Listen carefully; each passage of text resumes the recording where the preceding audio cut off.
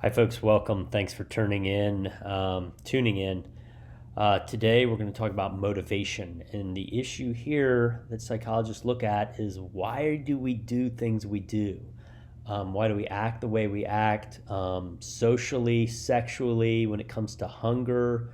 What are the different theories that psychologists have for motivation? So, we're going to look at 6 theories in part 1. This is part 1. Here are the 6 theories. Let me pull this up. Here are the 6 theories we're going to look at. So the first one is, first let's define motivation. So motivation is a need or desire that energizes behavior and directs it towards a goal. So this guy, Aaron Ralston, was out hiking one day in Utah. He was down in a slot canyon and a rock fell and hit his arm and he got caught. He got stuck. He couldn't get out. He was pinned. He ended up cutting his own arm off to escape. So what motivates behavior? He was energized and directed towards a goal. That's motivation. Okay, so the first theory is drive reduction. So with the drive reduction theory, the idea is that you have a need for like food or water, and that need is your drive, your hunger or your thirst, and that you're motivated to reduce the drive. So your hunger is high, you want to reduce the drive by eating or drinking. So that's drive reduction theory. We're motivated to reduce our drives. Another theory, in contrast, is the optimum arousal theory. And according to this theory, it's not that we have some physiological need or some instinct or evolution. It's sometimes we do things just for arousal, to optimize our arousal. So riding roller coasters, going to the homecoming dance and listening to loud music, it's just about being aroused. And certainly some of the time, that's what motivates us. Another theory is the evolutionary theory, or instinct theory, sometimes it's called. So let's recap what an instinct is. An instinct is complex behaviors that have a fixed pattern that are not learned. Every member of the species knows exactly how to do the same thing. It's a fixed pattern. For instance, this picture of this bird, every bird in this species knows how to build the exact same nest. They all do it. It's automatic. It's unlearned. Now, natural selection for us, we don't have a lot of fixed patterns of behavior.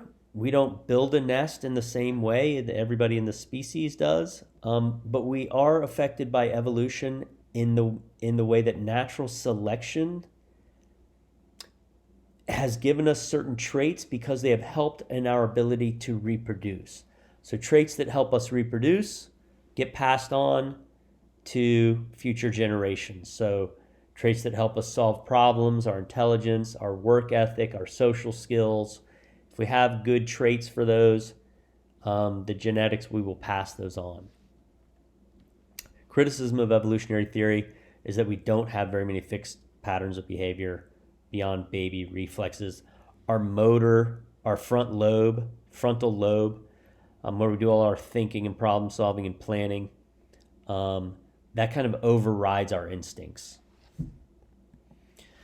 Then there's the cognitive dissonance theory. With cognitive dissonance, okay, think of the word dissonance like in music, if any of you are musical. Dissonance in music is when two notes don't go together. And it's a sound that it doesn't sound good. It sounds bad because the notes don't go together. That's dissonance. So cognitive dissonance is when you have two thoughts in your mind that are inconsistent. They don't fit together. If one is right, the other one cannot be right. And so when that happens, when you have that cognitive dissonance, you feel a discomfort. Something feels wrong. For instance, imagine there's a dad who believes he's open to LGBTQ issues, but when his daughter comes out, he won't go to her like pride march, or he won't accept her for who she is. So all of a sudden the dad has this dissonance. He thinks on the one hand he's open, but on the other hand he's treating his daughter unfairly because of her sexuality. So that would create dissonance. He would feel uncomfortable with that. So according to motivation theory, he would be motivated to change because there's this clash. So when you have cognitive dissonance, it provides motivation to change. This idea is behind some programs that aim to end racism and sexism and anti-Semitism. And the way some of these programs work is that you get people of two different races together. Maybe they think that they're both kind of racist, but then they work on some project together. Maybe it's like a neighborhood beautification project where they're planting trees or picking up trash.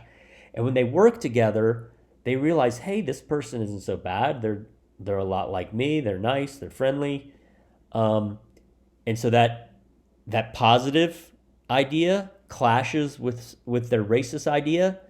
And then all of a sudden there's dissonance and something has to change. So hopefully in those cases, people will become less racist. Okay, next motivation theory. We already talked about this guy, the hierarchy of needs. This is Abraham Maslow. We talked about this in our personality unit. First, down at the bottom, you have your physiological needs, then your safety needs, love and belonging needs, self-esteem needs, self-actualization. So to recap, Maslow thought you had to meet these needs kind of in order. We know that it doesn't always happen exactly in order, but that was the general idea. These are the things motivating us to act, these needs. Finally, we have incentive theory. This theory is going to be a lot like drive reduction theory. An incentive is defined as a positive or negative external stimuli that pulls us to engage in certain behaviors. So like if you're doing your chores around your house and your mom's like, hey, I'll give you $5 to do this extra chore, that's an incentive. It's different from a drive. A drive, it was like hunger or thirst, and it's pushing you to fulfill your needs. An incentive, you can think of it as pulling you towards doing something. So for instance, a food-derived person will have a strong hunger drive, but if they smell baking bread, that will be an incentive for them to eat. So the desire to eat can occur because of a drive and because of an incentive.